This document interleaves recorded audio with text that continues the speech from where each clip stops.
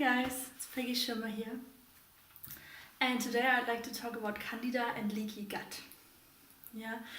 Candida has been an issue for me since I think I'm 12, since I had this white tongue and all kinds of health issues where they found out it's Candida Overgrowth. For myself, I'm a bit nervous. It's my first live for a group, so I didn't do that before.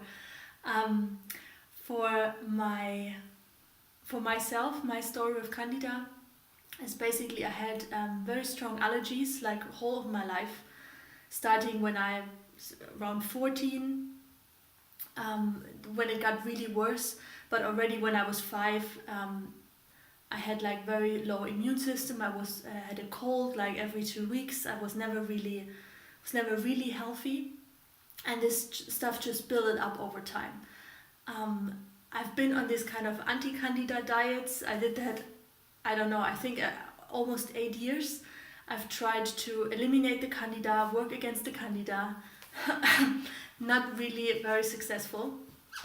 And I'm just reading so much now about candida and leaky gut, and I'd love to share about what my experience is with candida and how to heal basically how to heal your body, as this now became my profession, which I'm very honored to have. So the first thing with Candida, which I often hear and which I must admit, I'm a naturopath now, but even as a naturopath, I still told a lot of clients, we have to get rid of the Candida, we have to fight against the Candida Overgrowth. But right now I'm really at another point and just giving that knowledge to you, and you do whatever you want to do with it. I know I'm up against a big masses where we know now about leaky gut and Candida Overgrowth, and it's just such a big thing. So telling you something contrary, I'm kind of prepared to get some nasty comments or whatever. It's for you, it's a gift, and take it or leave it. Okay, so from where I stand, how I see Candida now, after learning a lot about my body and talking with other leading edge health experts on this topic, Candida is actually, it's a symptom. Often we think like Candida Overgrowth, that's like a big problem for the body, but actually it's something that surfaces. It's a symptom, and I'd love to share with you the 3 root causes that are really underlying a Candida Overgrowth. So if you have Candida, instead of thinking about how can I fight against the Candida, think about how can you support your body to stabilize itself, so the Candida Overgrowth just naturally goes back. This is just how I healed my Candida as well. And so there are 3 causes I told you. One of the major root causes for something like Candida to appear is a high toxic heavy metals that are built up in your system. The problem with these toxic heavy metals is that they're often so deep now in your tissue that you won't be able to detect them with blood tests and stuff like that. We're talking about mercury, for example, cadmium, things like that. What happens, oh God, I have to take a break, I'm so excited. What happens when mercury, for example, when these toxic heavy metals, over time they oxidize. Like metals do, they oxidize, and then they become really, really toxic for the body. For your nervous system, but also for the intestines. They create a high inflammation in the body. And now I tell you what Candida does, why Candida is overgrowing, is because it's not a problem, it saves the body. Believe it or not, Candida is naturally present in our gut, and also in other parts of the body. It's not like the problem, it's something that supports the body. I tell you why. Because, for example, what happens when mercury, this toxic heavy metal, oxidizes, then Candida feeds off these toxic heavy metals. Candida is not able to completely eliminate it, yeah, to really get them out of the system, but they can at least make them like less toxic and less problematic for your body. Yeah, so that's one thing. If you have Candida overgrowth, definitely look into toxic heavy metals, doing a detox, and yeah, just helping your liver out as well.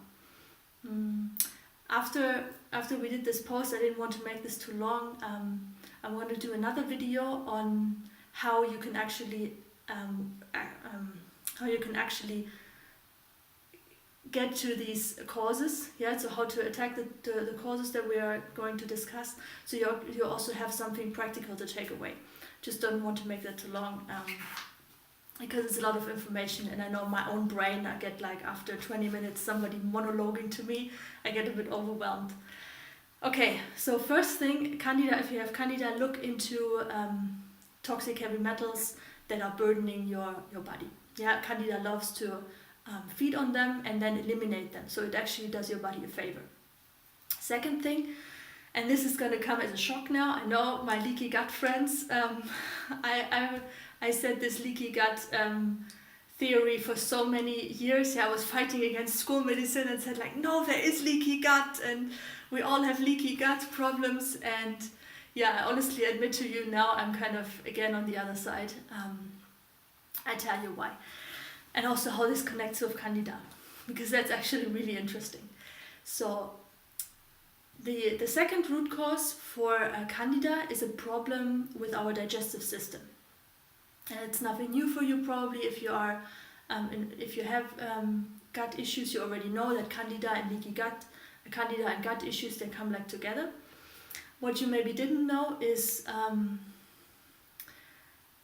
if you have a weak HCl, yeah, which is your stomach acid, in your stomach, yeah, things like heartburn, for example, are very typical for low stomach acid. Yeah, that's bad bacteria taking over the stomach acid, so this kind of comes up the throat. What happens if we don't have enough stomach acid, which is very common nowadays? Most people have not enough stomach acid, not too much. What happens then? If you eat something, the stomach acid normally really helps your body to digest food. Yeah, it's the first pre-digesting food before it comes to the small intestine and the large intestine. So if you have a low HCl, and then on top, they often come together, an overburdened liver. Yeah, your liver also, this is the main organ that stores toxic heavy metals. That is one of your main cleansing organs, yeah, which is if you know your liver, this is kind of a workaholic. So your liver does everything to keep the toxins out of your body, either by storing them and if it can't get rid of them, it stores them, or to really flush them out through the kidneys or the stool. So the problem is most of us, the liver doesn't say anything. Yeah, it doesn't have any nerves that are showing to us, oh, my liver has a problem. Yeah, it's like a secret death, a silent death. But one way how you can see that your liver has a problem is Candida. Yeah, Candida, your liver produces bile, yeah, which is a digestive enzyme which helps your body to break down the food. Okay, I don't want to make it too complicated. So what happens if your HCl is too low and your liver is overburdened and can't produce these enzymes? Then the food that you digest can't get digested well. Yeah, that you ingest can't get digested well, and the problem there is then it starts to rot. Yeah, it's rotting in your gut, maybe not in your stomach, but then deep down lower. Yeah, in the small and the large intestine. And this rotting of the food that's a real problem. Yeah, and this is not because of leaky gut. Yeah, there is right now there is no such thing as like the net of your intestinal lining gets bigger and then there are food particles just traveling through the body. That's if that's the case, then you have a peritonitis and you really need to call 101, because that's a life-threatening situation and you're going to have symptoms, yeah, not only a bit of discomfort. because then there's a whole inflammation from the whole belly area. That's really life-threatening. But what most of us mean as leaky gut, what it actually is that when the food is rotting in our gut, it produces a gas. Yeah, this gas is called ammonia. Yeah, and the problem with this gas is, first, it's highly toxic, and the second one, this gas can actually permeate, go through the membrane of our intestines. It can not only go through this membrane, it can go through every membrane. It can basically travel like a ghost through the whole body. And if you, I don't know if you know, if you're ever in a pigsty, for example, yeah, and you go through the pigsty and you have this really, really strong smell, yeah, this is ammonia. This is ammonia, and this is what you have inside your body. If you just imagine that, yeah. Highly toxic for your nervous system, creates a lot of inflammation, and this is the basic of leaky gut. What we call leaky gut is actually an ammonia permeability. Yeah, so we have that cleared out. That's one cause, yeah. And Candida, what Candida does here again, it helps the body to bind on these, to lower the inflammation like a bit. It also creates a bit of inflammation, but it helps to make this ammonia, this rotting food process as minimal as possible. Yeah, it's also going to be helping here again. And of course, if you have more inflammation in your body, also Candida is growing more. Yeah, so if you have Candida overgrowth, the second thing to look into is your digestive organs, and supporting the liver to cleanse, supporting the liver to strengthen, and really the building up the HCl naturally again. Yeah. Okay. The third thing, what Candida supports, or how we can get Candida overgrowth, is a high load of certain viruses and bacteria. Yeah, this is also going to be, I warn you, kind of leading edge knowledge again, because our school medicine still thinks that viruses, they don't eat and they don't excrete anything, which is just not true. Yeah, we just don't have the opportunity to test that scientifically. But the theory behind that is that viruses and bacteria, they are through certain foods and through things like toxic heavy metals, they get fed, and they also eliminate things. The problem with the virus and bacteria is not only that they're there, things like we're talking about Epstein-Barr, which is a specific herpes virus. We're talking about strep, which is very, very common in us nowadays with all these antibiotica use. Shingles, just to give you a few names. So what the problem with these is, they're not only the problem that the viruses or bacteria are there, often deeply burdened in our liver, in our intestinal tracts. They're not, if they are if they are in later stages of their evolution, they also have an evolution, then they are not in the blood anymore. They are not in the blood, they're not in the urine, and you can't find them, you can't test for them. So people think, I don't have Epstein-Barr anymore, but the problem is it often it's deeper in your tissue. It's not eliminated, it's just deeper in there. So we have bacteria and viruses, and then they produce, by getting fed, they produce toxins, basically. Things like dermatoxins, which you see on psoriasis. That's a very classical thing for dermatoxins, which the virus and bacteria produce. Neurotoxins, then you have like inflammation in the brain, but also throughout your gut. Your gut has a lot of nerve endings. And here, Candida, our body is so clever. Our body never works against us. What Candida does here, it feeds again, like the toxic heavy metals, it feeds again of the viruses and of the bacteria.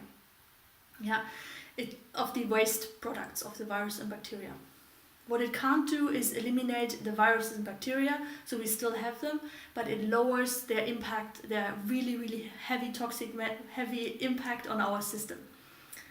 So Candida, think about Candida as a lifesaver. I know that maybe sounds hilarious to you if you have really strong problems and you've been told, I have Candida overgrowth and I have to fight against that. But I've tried that fighting against Candida for 8 years, and I've seen so many people around me fighting against Candida and being anti-Candida diet.